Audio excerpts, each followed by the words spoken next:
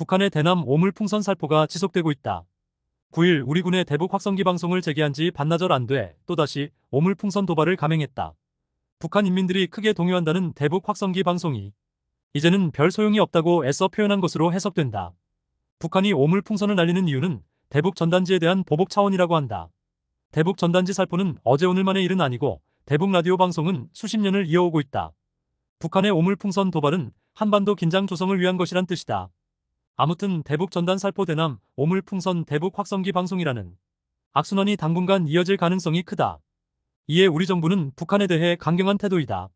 자칫 북한이 지난 2015년처럼 대북 확성기를 포격할 경우 우리 군이 다시 북한에 대한 원점 타격을 예고 있어 국지전으로 사태가 번지지 않을지 우려가 된다. 작은 풍선 하나가 남북한 갈등에 큰 불씨가 될 수 있는 것이다.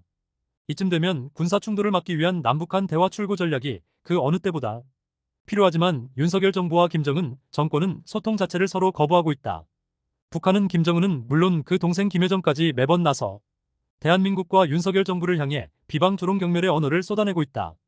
우리 정부는 그동안 북한의 이러한 도발에 대해 오랫동안 절제와 인내, 평화를 위한 노력을 기울여왔다. 하지만 인내의 한계는 있다.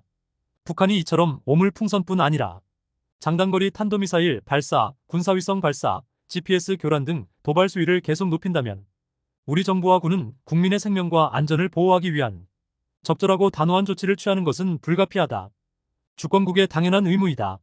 북한의 막무가내식 도발에 언제까지 굽실굽실거리며 북한 정권 비위를 맞춰야 하나.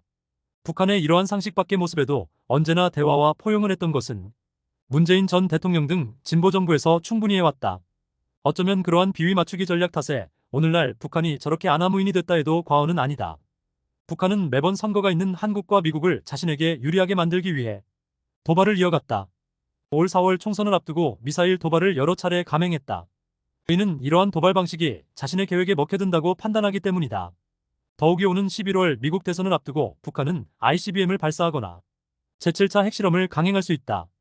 위기와 도발 앞에 대화하려는 민주국가의 속성을 악용하려는 것이다. 상황이 이러한데 우리나라 제1야당이란 민주당은 빈대 잡으려다 초가삼간 태운다라고 북한을 두둔하는 듯한 발언을 해 귀를 의심하게 했다. 모든 원인은 윤석열 정부 때문이란 것이다. 국방과 안보에 관해선 어느 나라든 여야 한마음으로 뭉치는 것이 상식인데 유독 대한민국 야당은 이와 다른 모습을 취한다. 상대의 반복, 잘못된 태도와 습관을 고치기 위해선 포용과 인내만이 전부가 아니라 단호한 태도와 분명한 원칙은 필요하다. 다만 남북 군사합의가 효력 정지된 상황에서 우발적 충돌이 국지전, 전면전으로 비화할 수 있는 만큼 남북한이 싫든 좋든 대화를 통한 출구 전략은 그 어느 때보다 절실하다.